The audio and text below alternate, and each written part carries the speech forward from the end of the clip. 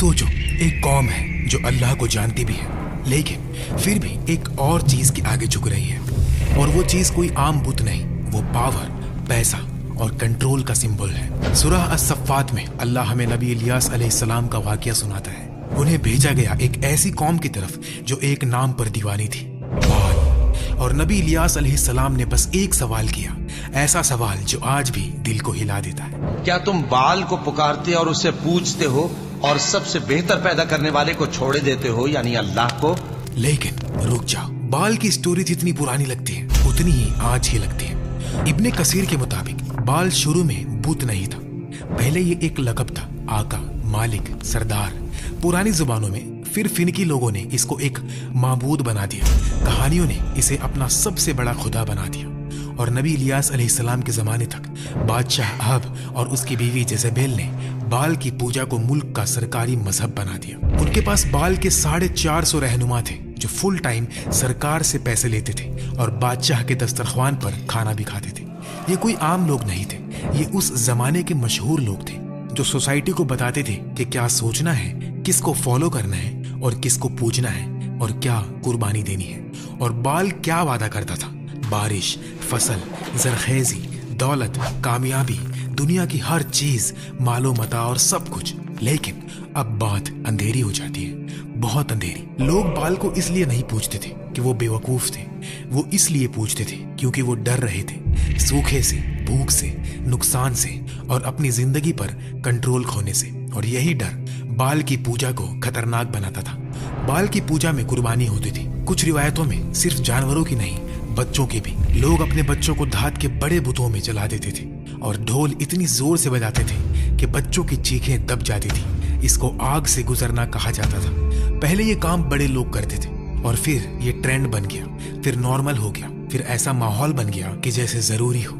बहुत पुराने जमाने की बात है, जब बनी इसराइल अपने अंबिया की हिदायत के बाद भी बार बार दुनिया की चमक और नफ्स की ख्वाहिशों में फिसल जाया करते थे। तौहीद का पैगाम उनके पास था, तौरात का इल्म भी था, लेकिन जब दिल कमजोर होता है तो इंसान हक को भी अपने फायदे के हिसाब से बदल लेता है। इसी दौर में जब बनी इसराइल के कुछ कबीले फिलिस्तीन और उसके आसपास से निकलकर शाम और सीरिया के इलाकों में फैल गए तो उनकी जिंदगी का रंग धीरे धीरे बदलने लगा। नए इलाके, नए लोग, नई रस्मों रिवाज और सबसे खतरनाक चीज, पुरानी कौमों की बुत परस्ती का असर। यही से बाल का फितना शुरू होता है। बाल असल में एक आम लफ्ज था जो सेमिटिक और इब्रानी जबानों में मालिक, आका, सरदार, रब जैसा यानी मास्टर, ओनर, प्रोवाइडर के मानी में आता था।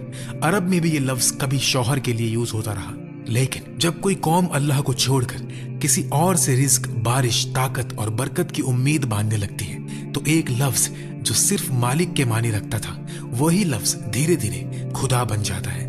बाल भी इसी तरह एक नाम से ज्यादा एक सोच बन गया।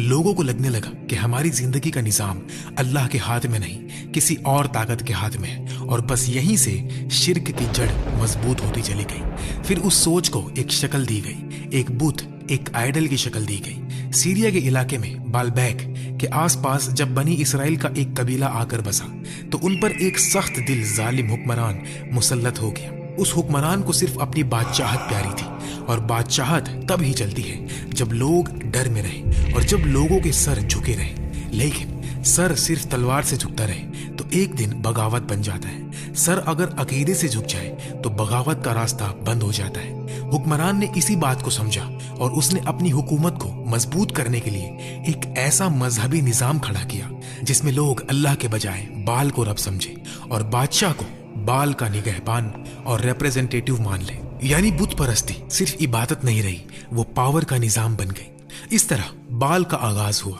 पहले लफ्ज, फिर सोच, फिर आइडल, फिर रिवाज और फिर निजाम। और जब निजाम बन जाता है तो सिर्फ आम लोग नहीं, बड़े बड़े प्रीस्ट और सरदार भी उसमें हिस्सा डाल देते हैं। बाल के लिए मंदिर और कुर्बानी के मकाम बनने लगे। लोग उसके सामने झुकते, सजदा करते, नजरों नियाज चढ़ाते, कोई अपनी फसल के लिए, कोई अपने माल के लिए, कोई अपने बच्चे के लिए तो कोई अपनी इज्जत के लिए। हर किसी की अपनी मजबूरी थी और हर मजबूरी को बाल के दर पर ले जाया जाता। कुछ लोग खौफ से झुकते थे, कुछ उम्मीद से। उनका यकीन ये बन गया था कि बारिश आएगी तो बाल की रजा से, फसल उगेगी तो बाल के हुक्म से, और रिज्क बढ़ेगा तो बाल की खुशी से, यानी अल्लाह को दूर का खुदा बना दिया गया और बाल को रोजमर्रा का मालिक समझ लिया गया। बाल की पूजा का तरीका असल में सिर्फ एक बुत के आगे झुकना नहीं था, वो एक पूरा निजाम था, एक कल्चर। पुराने शाम या कनान के माहौल में बाल को अक्सर स्टॉर्म और बारिश का रब और जरखेजी का सोर्स समझा जाता था। इसलिए बाल की इबादत ज्यादातर उन चीजों के गिर्द घूमती थी जो जमीन को जिंदा करती है। बाल की पूजा आमतौर पर मंदिरों और हाई प्लेसेस पर होती थी, यानी ऊंची जगहें, पहाड़ों के करीब या शहर के बाहर ऐसे मकामात जहां मंदिर बना होता। लोग वहां जाकर बाल के नाम पर नजर चलाते। जानवरों की कुर्बानी, अनाज, ऑयल, शहद या शराब जैसी चीजें, रिवायत और पुरानी कौमों के आसार में ऐसे ऑफरिंग्स का जिक्र मिलता रहता है। इंसेंस जलाया जाता, धुआं उठाकर बाल को राजी करने का तस्वुर होता। प्रीस्ट का किरदार भी बहुत बड़ा था। वो रिचुअल्स करते, दुआएं पढ़वाते और लोगों को ये फील करवाते कि बाल का निजाम चल रहा है। बाल खुश हो गया तो बारिश आएगी और नाराज हुआ तो कहत आ जाएगा। कुरान बाल का जिक्र इशारा करके नहीं करता। बाल का नाम सीधा सूरह अस-सफ़ात में आता है, नबी इलियास अलैहिस्सलाम की कौम के वाक़ये में। अल्लाह बताता है कि इलियास अलैहिस्सलाम उन लोगों के पास भेजे गए जो बाल की परस्तिश करते थे। हालांकि वो अल्लाह को जानते भी थे।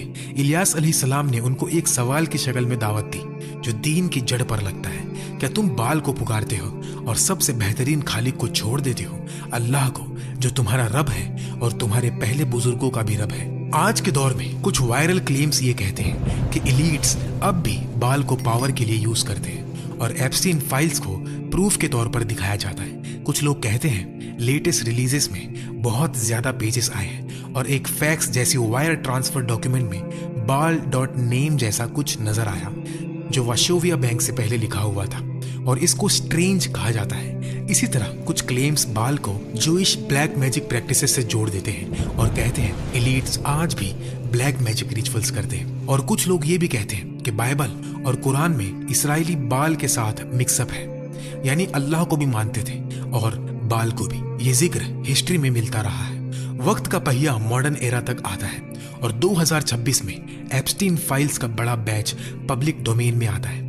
कुछ रिपोर्ट्स में यह जिक्र होता है कि 2017 के ईमेल रिकॉर्ड्स में काबा के किस्वा के 3 फ्रेम्ड पीसेस के शिपमेंट का मेंशन मिलता है, यानी वो काला गिलाफ जो काबा पर होता है। कुछ आउटलेट्स इसे sacred cloth pieces shipped to Epstein के एंगल से रिपोर्ट करते हैं और कुछ में UAE लिंक्ड इंटरमीडियरीज का भी जिक्र आता है। यहाँ तक जो बात आती है वो डॉक्यूमेंटेड मेंशन वाली कैटेगरी में गिरती है, यानी ईमेल्स में ऐसा जिक्र मिलना। लेकिन किस्वा के पीसेस स्पिरिचुअली सिग्निफिकेंट थे, मिलियंस ऑफ मुस्लिम्स के टच से गुजरे हुए, तो फिर ये चीज सस्पिशियस लगती है और यहाँ से वो सीधा लीप मारता है। अगर ये चीज सैक्रेड है और किसी गलत आदमी के पास गई तो जरूर ये ब्लैक मैजिक रिचुअल्स के लिए यूज हो रही होगी।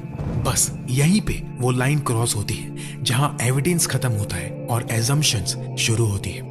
सैक्रेड चीज का किसी ना अहले या गलत इंसान के पास चला जाना वाकई बहुत बुरा और घिनौना लग सकता है, लेकिन सिर्फ इससे ये साबित नहीं होता कि जरूर कोई जादू या ब्लैक मैजिक रिचुअल हुआ है। कुछ इस्राएली रिवायतों में ये जादू टोना, ये ऑकल्ट थ्रेड्स का लिंक सुलेमान अलैहिस्सलाम के नाम से भी जोड़ा जाता है। इस्लामिक रिवायतों में नबी सुलेमान अलैहिस्सलाम का मकाम बहुत क्लियर है। अल्लाह ने उनको अपनी इजाजत से खास इख्तियार दिया, जिन, हवा और कुछ असबाब पर, लेकिन ये सब अल्लाह के हुक्म और जस्टिस के साथ था, जादू के साथ नहीं। और कुरान सीधा बात करता है कि सुलेमान अलैहिस्सलाम पर सिहर का इल्जाम गलत है। सिहर का ताल्लुक शयातीन की तालीम से जोड़ा गया। सूरह अल बकरा की आयत नंबर 102 का सेंट्रल पॉइंट यही है। और फिर कुछ रिवायतों में और भी जोड़ा जाता है कि सुलेमान अलैहिस्सलाम के बाद शयातीन ने फॉरबिडन मैजिक की किताबें छुपा दी और लोगों ने बाद में उसे गलत तौर पर सुलेमान अलैहिस्सलाम की तरफ मंसूब कर दिया। ये नरेटिव इस्लामिक तफसीर और रिवायत के अंदर वार्निंग स्टाइल में आता है। इसका मकसद ये समझाना होता है कि लोग हिस्ट्री में हक को उल्टा कर देते हैं, नबी का नाम इस्तेमाल करके अपना बातिल इल्म लेजिट दिखाते हैं। फिर कहानी अब एक और पुराने, धुंधले और राज भरे मकाम पर पहुंचती है। बाबेल यानी बेबीलोन, ऐसा शहर जहां इल्म भी था, शोर भी था और फितनों की हवा भी। और यहीं से सिहर यानी हराम ब्लैक मैजिक का एक इम्तिहान शुरू होता है। फिर कुरान का एक सख्त लेकिन बहुत क्लियर पहलू सामने आता है, हारूत और मारूत। अल्लाह ने बाबेल में 2 फरिश्तों को टेस्ट के तौर पर भेजा, लेकिन ये टेस्ट बिल्कुल ल्योर जैसा नहीं था। ये पहले दिन से वार्निंग के साथ था। हर कोई जो उनके पास आता उनको सीधा रोका जाता, जैसे कोई दरवाजे पर खड़ा होकर पहले ही कह दे, सुन लो, ये जो चीज तुम सीखने आए हो ये कोई खेल नहीं, हम सिर्फ एक इम्तिहान है। इस रास्ते पर चले तो दिल भी गिर सकता है और इंसान कुफ्र के करीब पहुंच सकता है। लेकिन फिर भी कुछ लोगों की फितरत तो देखो, जहां वार्निंग होती है वहां भी वो पावर ढूंढते हैं। उनको हिदायत नहीं चाहिए होती, उनको शॉर्टकट चाहिए होता है। उनको अल्लाह से दुआ का रास्ता नहीं चाहिए होता, उनको कंट्रोल का रास्ता चाहिए होता है। और जब इंसान का मकसद कंट्रोल बन जाए तो वो इल्म को भी जुल्म बना देता है। कुछ लोग इस चीज को मिस यूज करते थे, घर तोड़ने के लिए, रिश्ते तबाह करने के लिए, मियाँ और बीवी के बीच नफरत और जुदाई डालने के लिए। यानी वो चीज जो वार्निंग के साथ समझाई गई, इंसान ने उसी को अपने नफ्स का हथियार बना लिया। नेब्यूकुद नेज़्यू के दौर में जब यहूदियों को कैद करके बेबीलोन ले जाया गया तो वो एक ऐसी जगह आ गए जहां राजदार और ब्लैक मैजिक टाइप के आइडियाज और सिंबल्स वाली सोच पहले से मौजूद थी। कुछ रिवायत के मुताबिक वहां रहकर कुछ लोगों पर उस माहौल का असर पड़ा और दीन को सीधी हिदायत की बजाय हिडन नॉलेज और सीक्रेट सिंबल्स नेम्स वाली सोच में समझना शुरू कर दिया। आगे चलकर इसी तरह की एसोट्रिक सोच को कुछ लोगों ने कब्बाला की शक्ल में जमा किया, जहां डिवाइन नेम्स, सिंबल और इन्वोकेशंस का जिक्र होता है। इस्लाम के नजदीक रूहानी रास्ता दुआ, इबादत, कुरान और सुन्नत से खुलता है, ना कि सिंबल्स और सीक्रेट फॉर्मूलाज से, पावर निकलने से। इसलिए ऐसी प्रैक्टिसेस को इस्लाम में हराम और शिर्क के करीब समझा जाता है।